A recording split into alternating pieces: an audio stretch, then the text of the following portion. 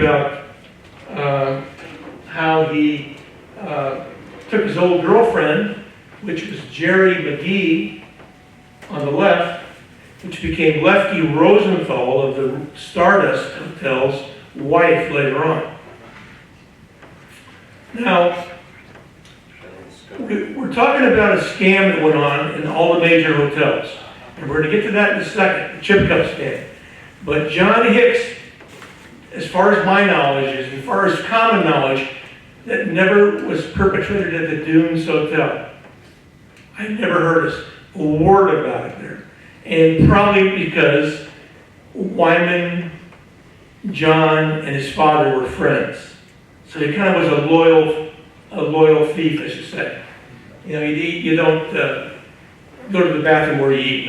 It's a nicer way of putting it. So John had this girl and told me about Jerry many, many times. And she was, how do I say this to you? She was a light bookmaker. Do you get the drift? Hello? No. A light bookmaker means a light hooker. A bookie, you know. And, you know, she would go with high rollers, and in the movie Casino, they portrayed her as a chip snatcher, where she'd steal money out of the rail. Now, there's more to this story, and we're going to get back to this in a second. John, Jerry, and Lefty at the Flamingo Big Al's. So one night, John Hicks, my friend, goes up to Big Al's Speakeasy in the Flamingo Hotel, and he's with some friends, and Jerry and Lefty walk in, and she sees John over there after a bit, and she starts talking to him. Lefty becomes extremely jealous. She dances with John. Lefty comes over, breaks it up, and a fist fight erupts in the Flamingo Hotel, in the Speakeasy. A guy by the name of Gary Bates, who was a championship boxer here in town, had to pull Johnny off of Lefty. Literally pull him off of Lefty. And this is the truth. This is not from secondhand. This is the true story here. And John basically beat the heck out of him. And I believe this is why John was murdered. But we're going to get to that in a second. But there's a little similarity here, because there was a movie made in 1993 called Casino. Y'all remember that movie? Great movie. And it talks about Lefty Rosenthal, who played by Bob De Niro. And my ex-girlfriend at the time, her uncle was Perry Thomas, who was the biggest banker in Las Vegas at the time. She worked for Lefty as a secretary. And he would not look at you in the eyes. He would, if you're right there, he'd go take a couple calls from me. He just wouldn't look at her in the eye. He was a strange guy. And he actually took his trousers off and hung them up when he was sitting at his desk so he wouldn't crease them. I mean, he was really, and in the movie they talk about the deal with the blueberry muffin. Yep. He brings the chef into the kitchen and says, "What's this?" And the chef looks like him. "What are you talking about?" And he says, "I want the same amount of blueberries in each muffin." And you know what? He's right though. Think about it. I mean, he really was a perfectionist. He was good at what he did. So John would visit me at the Dunes, as I said, and he revealed some of these interesting facts. He actually told me firsthand that he and Jerry went to Lefty's box, and in the movie Casino, you see her leaving the house on Cochise Avenue, and the two cops are there from Metro, and she goes down to the bank, and they can't stop her. She goes into the bank and she empties the box. Actually, it was Johnny and her. Now, he told me this directly, and they went on a shopping binge in Beverly Hills in Los Angeles. So Lefty's getting madder and madder about this stuff. So John, the movie Casino. The movie implied that Lester Diamond was John Hicks.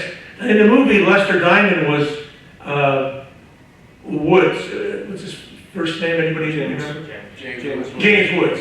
But in the movie, they beat Lester Diamond up in an Eldorado car, just like John Hicks had, an Eldorado convertible. So They're telling the story, but they're not going to use John's name. And there's a reason why, in my theory anyway. The scene of Cochise Circle when Jerry goes to the Lefty safety deposit box. I wrote Scorsese a personal letter about this, and about 4 years ago, I got no reply. Hicks was intentionally omitted from the movie. And you're going to say, well, why would that be? Anybody got a clue? So when I was writing my book, I believe I came across the answer. And you know, the writer John Smith and I talked about this a few times, a very famous writer who got sued by Steve Wynn. And he thinks that Spilatro might have killed him, or he gave the order and so forth and so on. But I really believe it came from Lefty. Now, why didn't they talk about Hicks or call him Johnny something or Johnny Jones? Why did he completely omit him from his script? Now, Nick Pileggi is a decent guy. However, he didn't finish the book Casino, the book. The movie was almost done before the book was finished. They kind of wrote it as they went. But that's not the reason. It wasn't because he omitted it because of error. He omitted it for a reason. And here's what I think it was. I did a couple of interviews for my book. And the one interview, I don't believe is in my book for obvious reasons. You're going to find out now. So I'm interviewing a guy who was very closely associated and still alive today to Lefty Rosenthal. I cannot tell you his name. And he's a powerful guy. He's up there in years, but he's still around. So I'm asking him a few questions to get some of my facts right about some other things, not necessarily talking about Casino or Johnny Hicks. But I had to have that name on my list to ask a question. So I said to this gentleman, oh, by the way, how about Johnny Hicks? Before I could get the word out of my mouth, he said, that thief. And I just stood there for a second. I'm thinking, wait a minute. Why? Maybe it's because of the safety deposit box, but why would this guy be mad? Right? It wasn't his money. But then there's one more thing. The chip cup scam. They took off the Stardust Hotel. In Chicago mob had a piece of that action. And they were mad. So that's probably the reason why he said that to me. I mean, why? I mean, that's, you know, he would have said, yeah, I heard of him or something like that. But before I could even get his name out of my mouth, he said, that thief. I left that alone with the guy. So, the movie, in my opinion, purposely never connects John Hicks with a relationship with Jerry McGee. The writer connects her with her husband, Lenny Marmer. The theory, the scriptwriter, Nick Pileggi, probably had other information about Hicks and his demise, but they didn't want to use it in the movie because they could have gotten in trouble. Or they could have told on themselves. They could have brought heat upon themselves. That's my opinion, and that's just my theory. But why would Spilatro kill him? Spilatro had nothing against him, other than it was Chicago's money, but it had to be from Lefty and what happened. I mean, him getting his ass beat up. Now, there's a detailed reference to the chip cup scam in this book called Ace Deuce. I didn't write the book, but this book is good. I wrote the publisher and I wanted to know who wrote this book because this guy knows too many stories that I know. And I had to know who this guy was. They refused to let me speak to him. They wouldn't even get a letter to him from me. I mean, they might have sent him my letter, but I never got a reply. I did it 2 times. And, however, in this book, there's no mention of John Hicks. Only the initials MM, which was a local gentleman by the name of Mel Myers, who's still alive, and Bob Murphy, who was shot by Mel Myers. John Hicks and Bob Murphy went to Mel Myers' home, who had the chip cup. the device to do the cheating with. Now, I know I haven't told you what it does yet, because I'm building you up is what I'm really doing. Because when you see this, you're going to go, oh my God. And Mel Myers had this. Now, Mel Myers was fired from a job for dishonesty at one time, and he straightened his life out, and he's perfectly okay now. And when he was at his house, they got rough with him, and he defended himself and shot him in self-defense. Interesting point, though. Bob Murphy, who is he? He lived with District Judge Tom O'Donnell, a local, famous, legendary judge. Now, they weren't a couple as that sort of way, but for some reason he gave him a place to stay. And Bob Murphy was a big hustler, thief, and would do anything.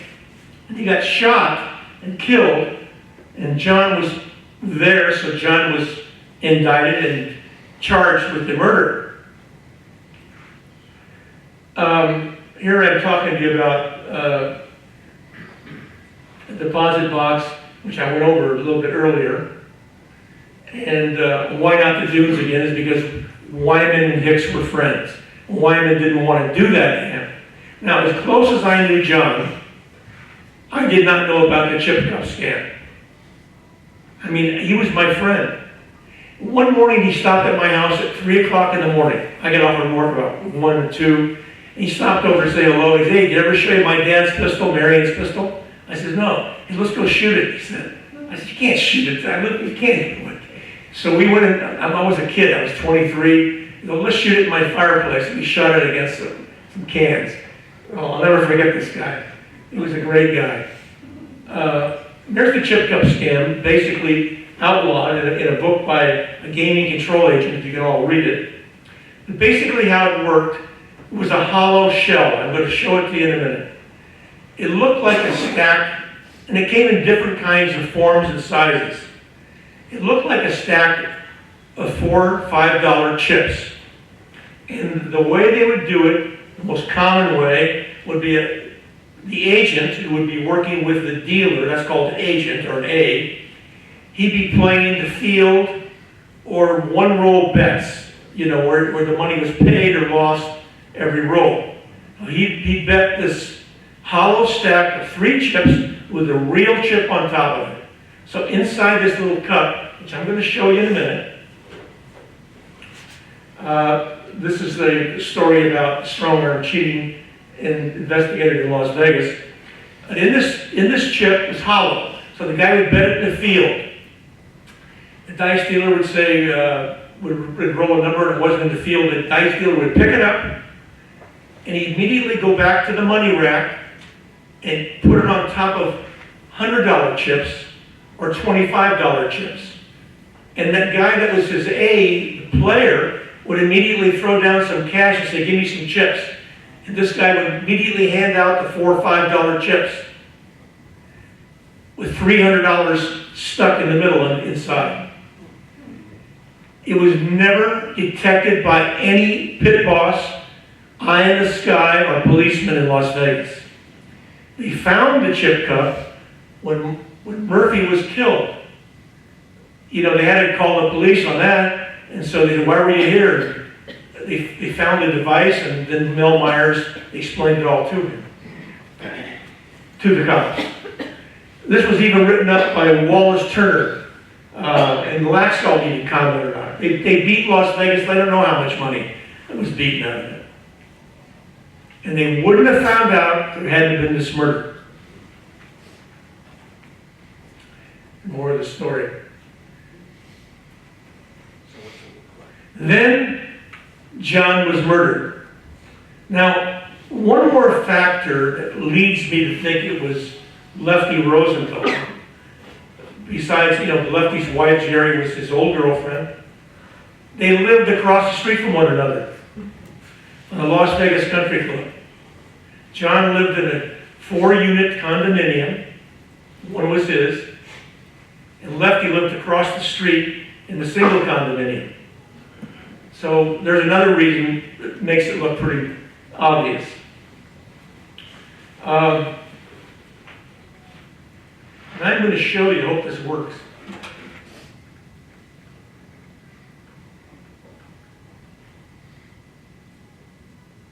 Are you showing a video? Yeah. So it's coming from the flash drive. It could take a while to load. Well, it came up fast at my house. We'll go back. There's the cup that was printed on a 3D printer. And you know, the real original cup was made out of brass. Okay? There's one that's upside down.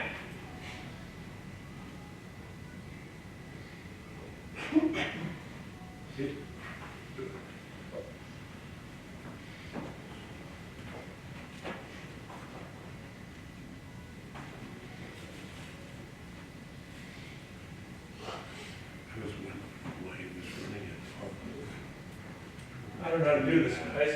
Flash drive. How do I go back? The back space. F5? No, you went back to, you went to the end. Should be able to. Let's see if I can do this for you. Yeah, I want to play the first video. Yeah, I would appreciate that. Let's go down here.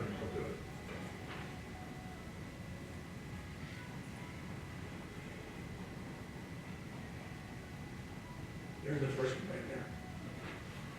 You're going to see the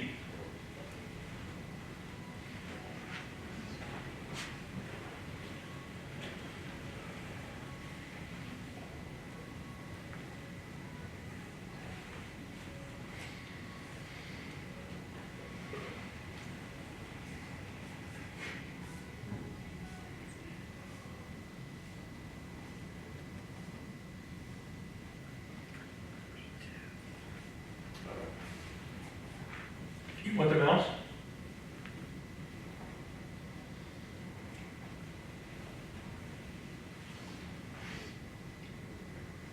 Anyway, the chip cup, as I said, came in a lot of different sizes and styles.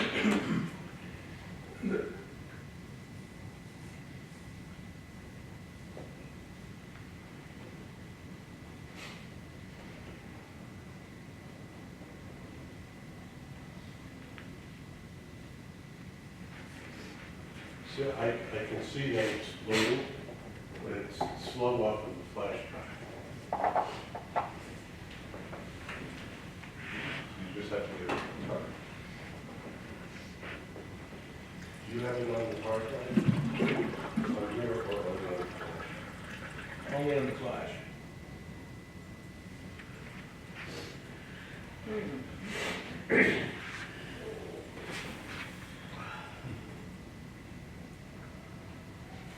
It should play. I don't understand why it's not playing.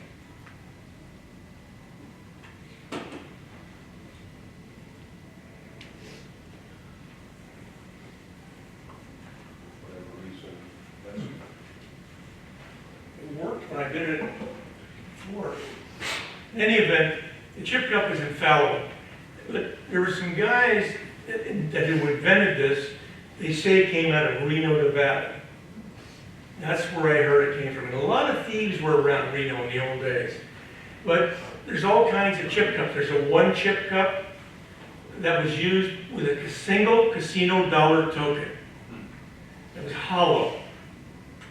So the guy would sit and bet the hollow token, and if he won, the dealer would pay him a real dollar.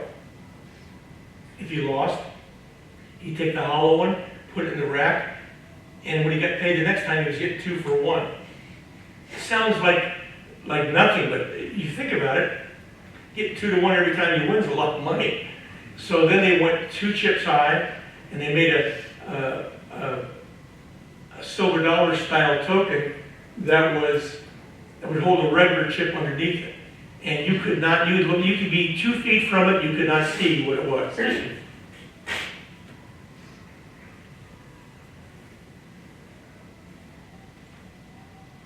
Try the second one there. See if that'll work. Load down.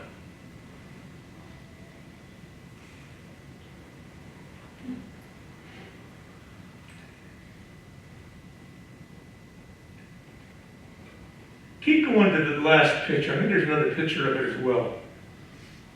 Keep going. Just for the fun of it. Keep going. Keep going.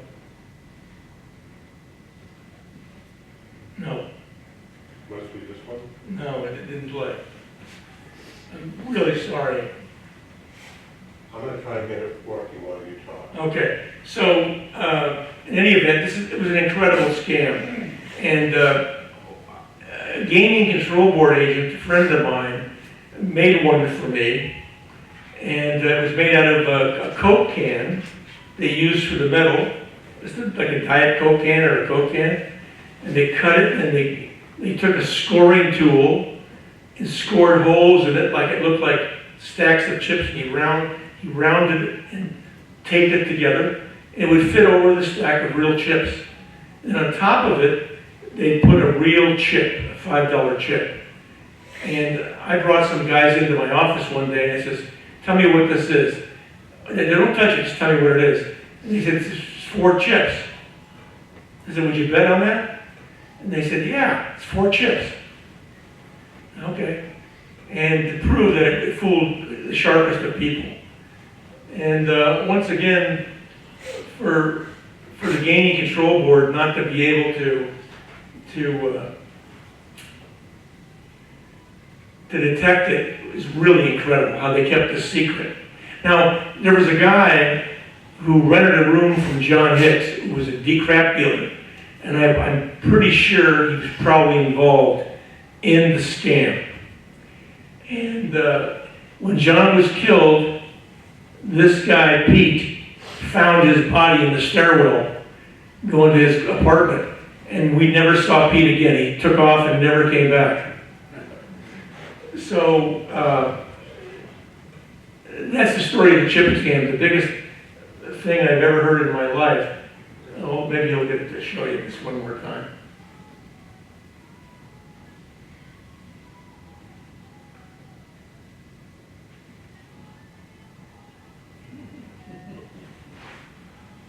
I don't know what the issue is. You know, let me just do one thing. Let me see if it's on the drive.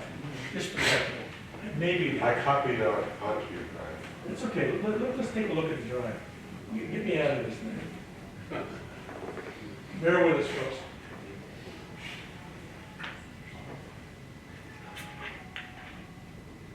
There.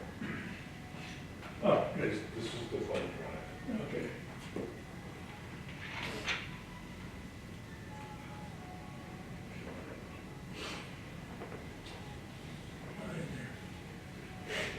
Let's see if it's on this.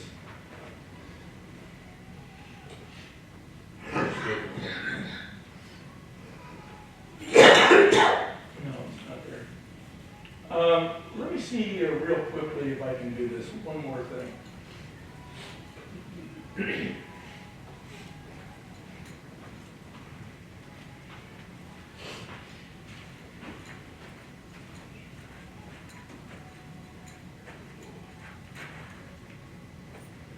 Should use my computer instead.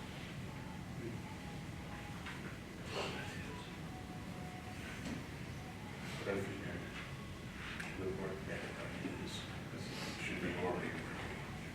Listen to that.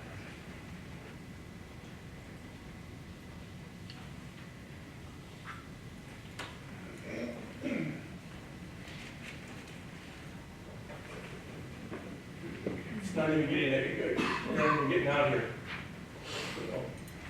Well, I have to apologize to you all. Tell you what I will do though. I will have the videos up on YouTube. I'll put them on YouTube. It'll be called the Chip Cup Munari. So you have to wait till I get home and do it. So it's Chip Cup Munari. M-U-N-A-R-I. 3 words. Chip Cup Munari.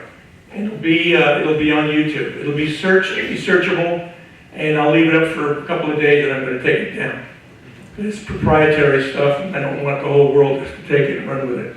But it's really something to see. But you'll get a kick out of the 3 videos. There's 2 videos that you'll like. I have one when I made this one video with a stack of red ones about 1990. And the other ones came from a real game. They took them off of a game. And there's another one I have with a silver token. So you'll be able to see it.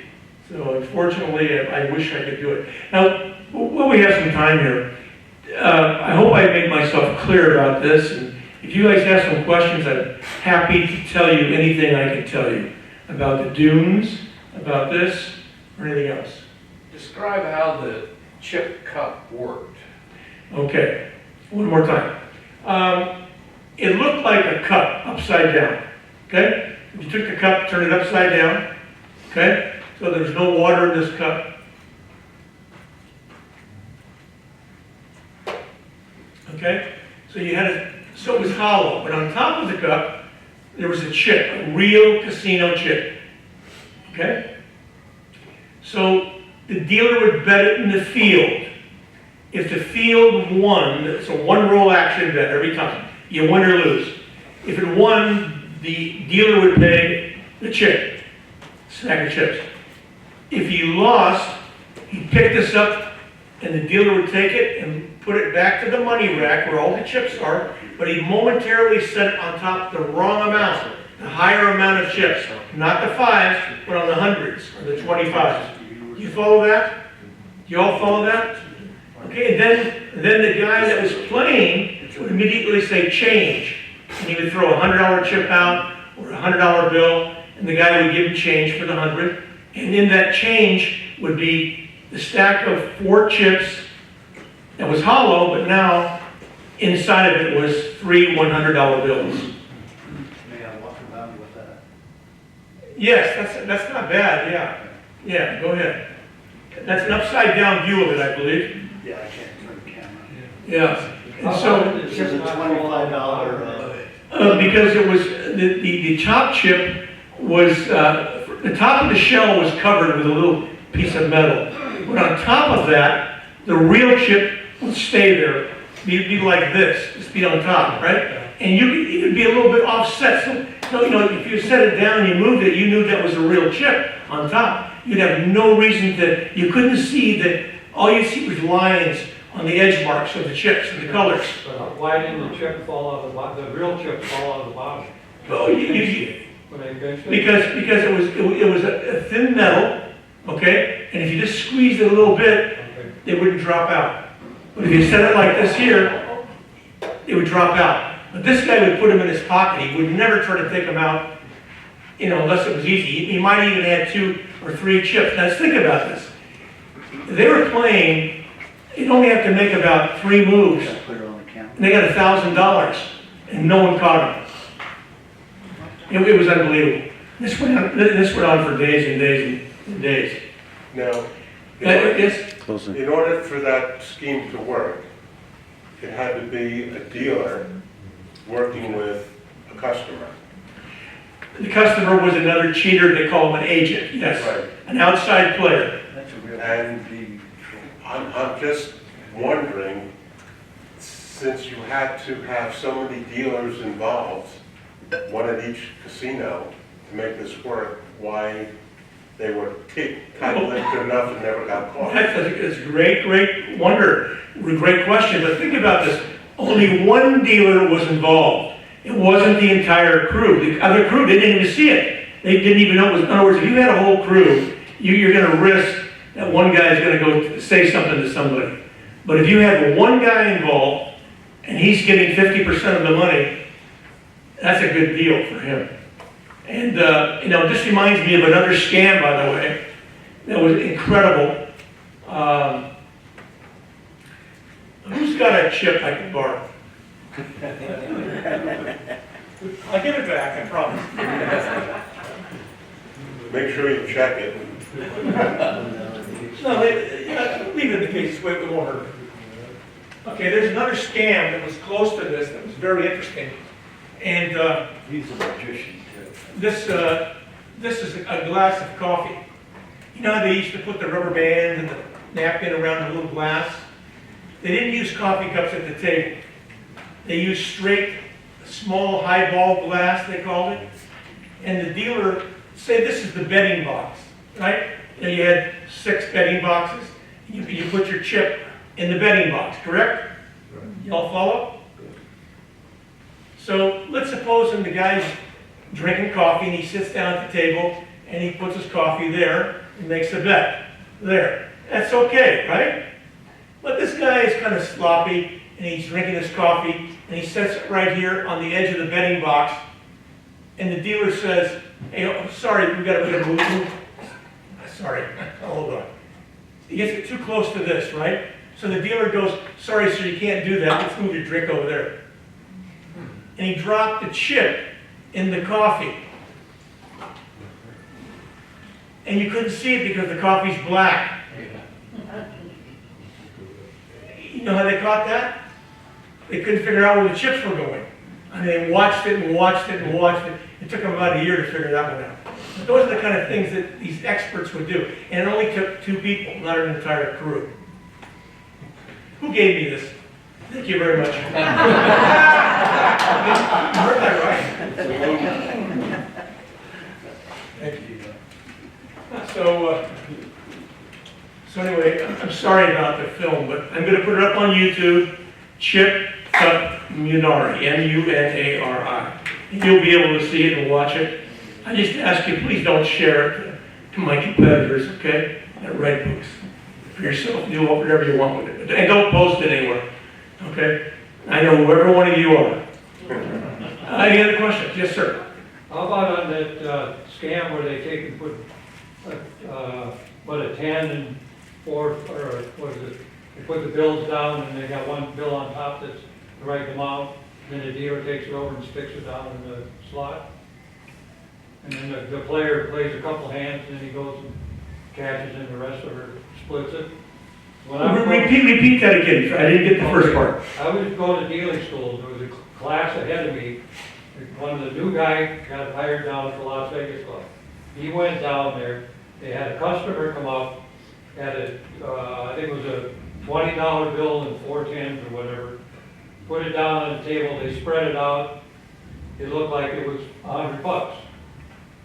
So the dealer swapped it over with a puck or whatever, stuck it down in the hole, the slot, the money slot. And the player did 1 or 2 hands, got it for $100 chips, then walked in the cage to cash it, and then they would split it. But they got caught, and this kid lost his license, his first night of dealing. Well, there's a lot of, when I was a dealer in Baccarat for 4 years, and I was promoted to floor man, we dealt with real currency, paper, they called it paper. And I was taught by a guy that worked in Harlem for Fat Tony Salerno. And they had incredible craft, and he taught me how to deal paper. And I was pretty good at it at 22. And 22 years old, I was very fast. And now I can't deal it like I used to, but I could snap it off as fast as you could. And by the way, and I bet you don't know this, I'm going to answer your question, but I'm going to get to this in a second. You ever get new money from the bank and you can't make it go apart? Do you know how you make it so you can handle it? We did it every single day. We used soap. We put soap here, we went once, twice, and soaked all the money, and the money would move just like this, like it was old. So basically, I'm going to show you one of the things you're talking about. There was a couple of things that are similar to what you're saying, but maybe a little more correct. Let's suppose that somebody made a bet for the dealers, $20. Right? You all can see that, right? So the dealer would pay the bet like this, put it there, or turn it over sometimes. But they would put it like this, pay it. A lot of times the dealers would do this. The money was all new, and you couldn't tell if you had 1 bill or you had 5 bills.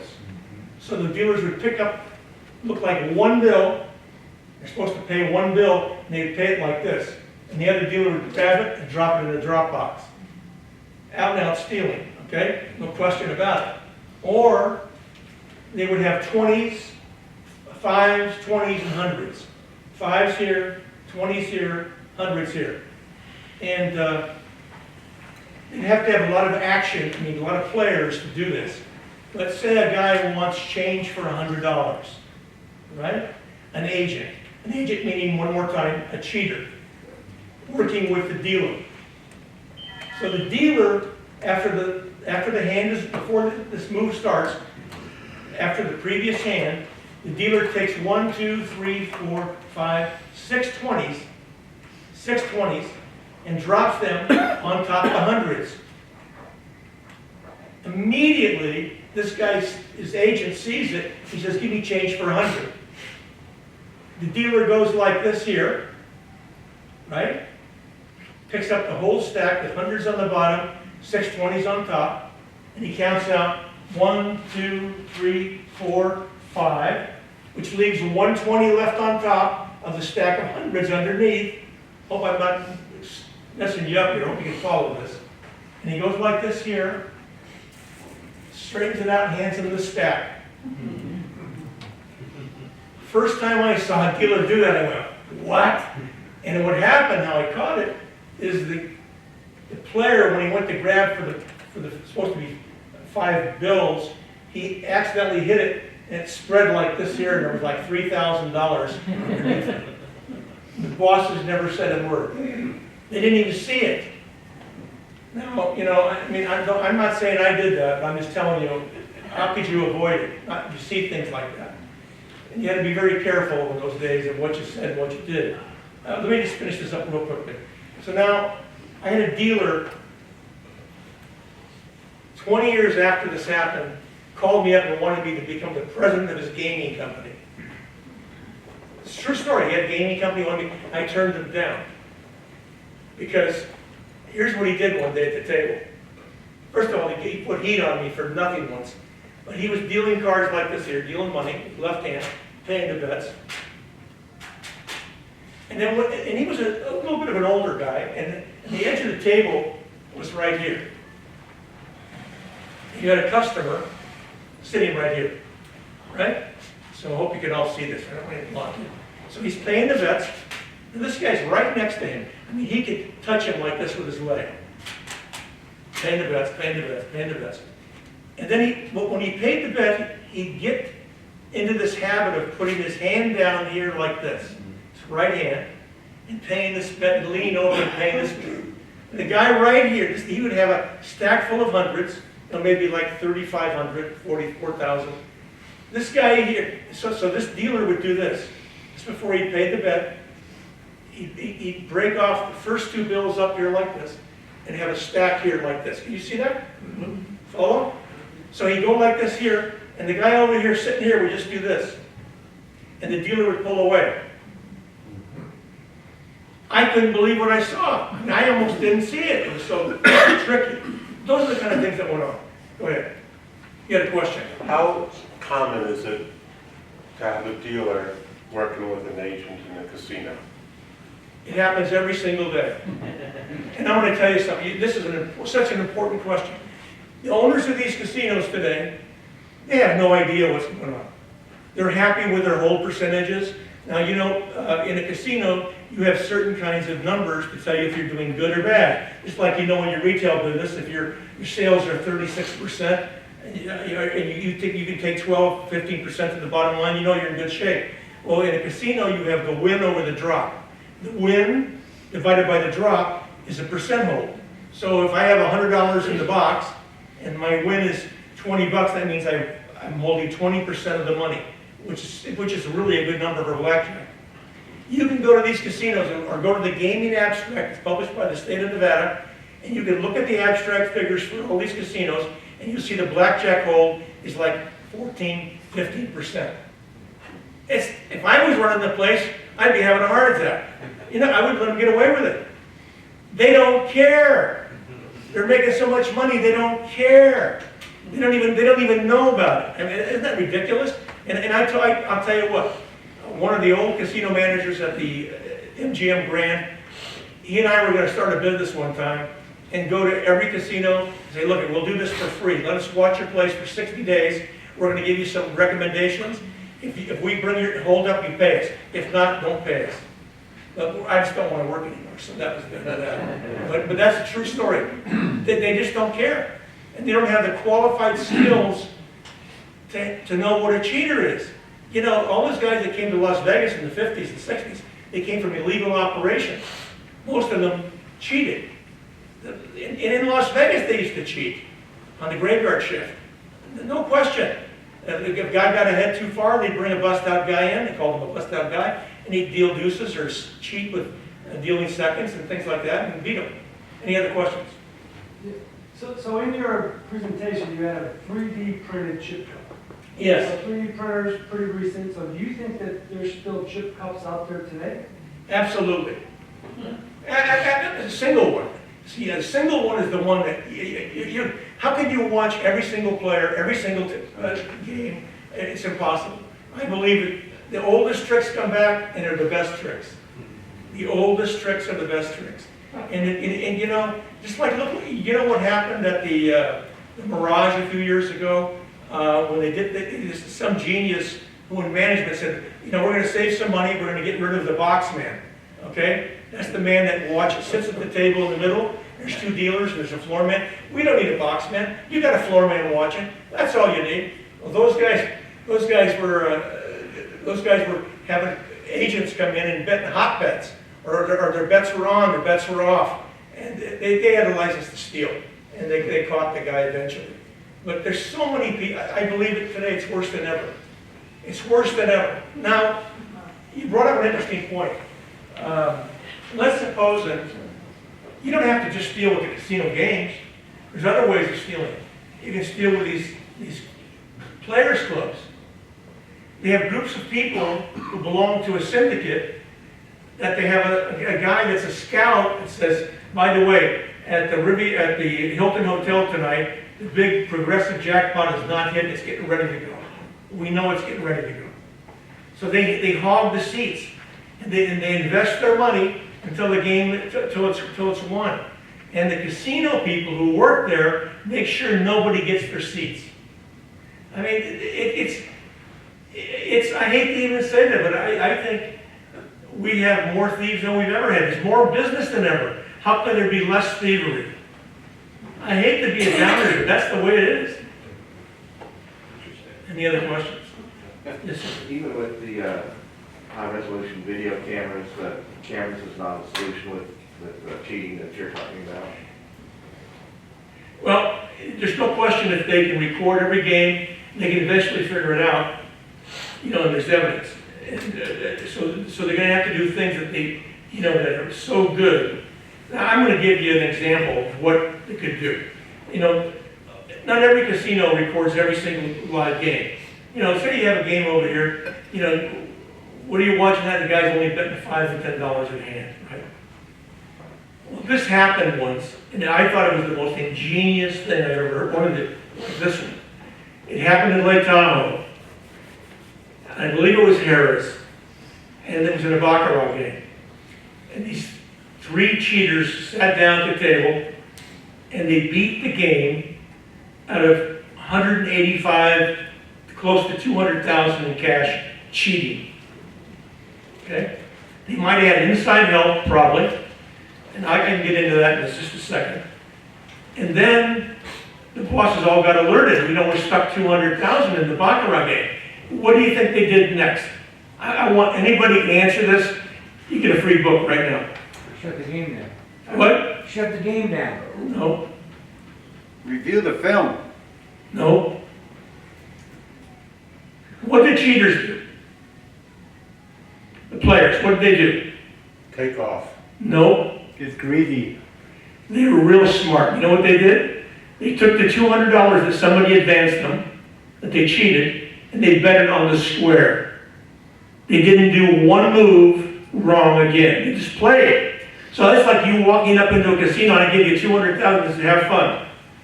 In baccarat, it's this close.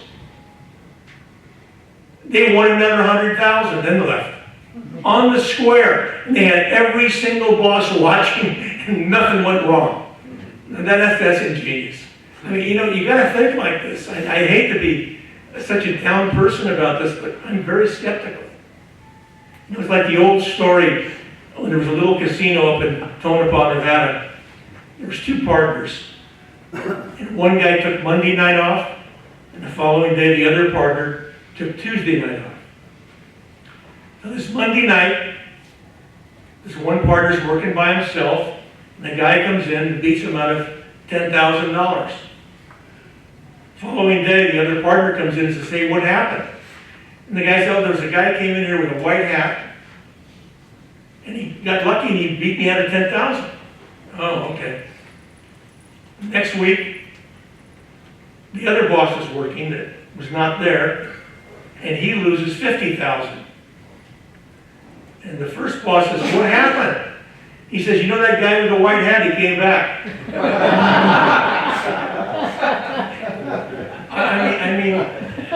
I didn't get into this so much, I didn't plan on talking about all this stuff, but there's so many ways they cheated. I mean, there's just so many ways. Two-way drop boxes, for instance. They had a drop box, is the thing where you put the paddle down, right? There's a slit on top, you put the dollar bill in, or the bill, and you put the paddle like this, it goes into the box. Well, if you tilt the paddle a certain way, it can go into a secret compartment. And this one casino had a secret compartment, and they pushed the money in one way, and anyway, so they empty the boxes and they would come back the following day and get the rest of it. I mean, those are the things that they think of. They're just ingenious. At the Desert Inn one time, they actually, on New Year's Eve, when it was so busy, thieves got under the table and broke into the, you hear about that?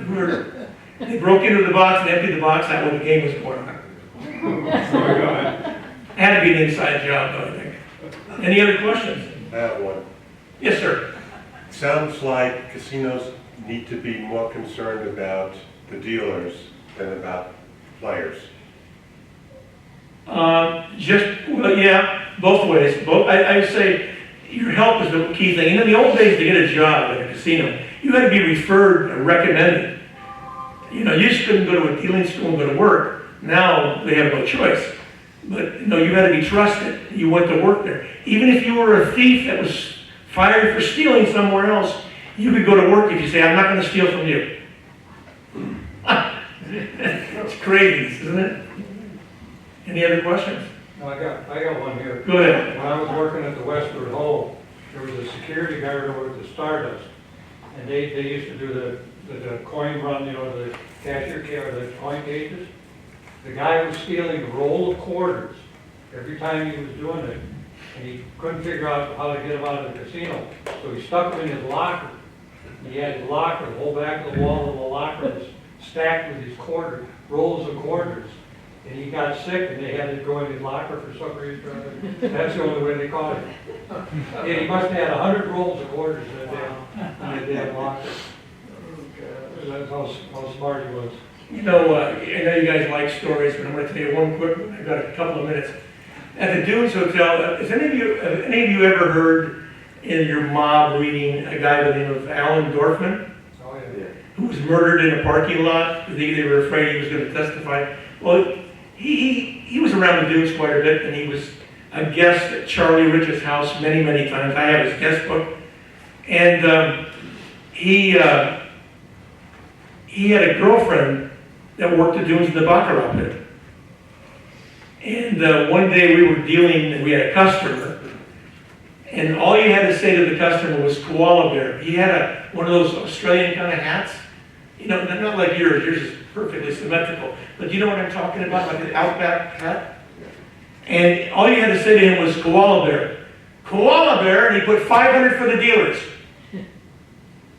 On every hand. So we had a rule, though. We were only allowed to bet 100 for the dealers and lock up the other 400. We kept it. So if the bet won, we got 600. If the bet lost, we got 400. It was a good deal. We had so much money, we couldn't put it in our pockets anymore. They made us we had a drop box on the table for dealer's tips. And it got so full that you couldn't put the paddle down. So we had to take the paddle off the table. And anyway, and this poor cocktail waitress, which was Alan Dorfman's girlfriend, her name was Maja. She's not alive anymore, unfortunately. She wasn't making any money because the guy wasn't drinking.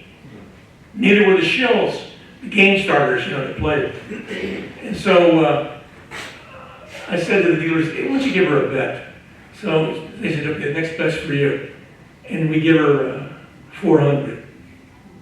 She came over and kissed me on the cheek. Oh, that's very nice, you know, I was single, you know. And then later on, one of the other senior bosses says, do you know who that is? Maya. No, it's Alan Dorfman's girlfriend. Oh. He's the one that made all the Teamster moves. He was Hoffa's #1 pick guy to make the Teamster moves. By the way, Hoffa used to come into Dunes. I've never seen him many, many times. He was a nice guy.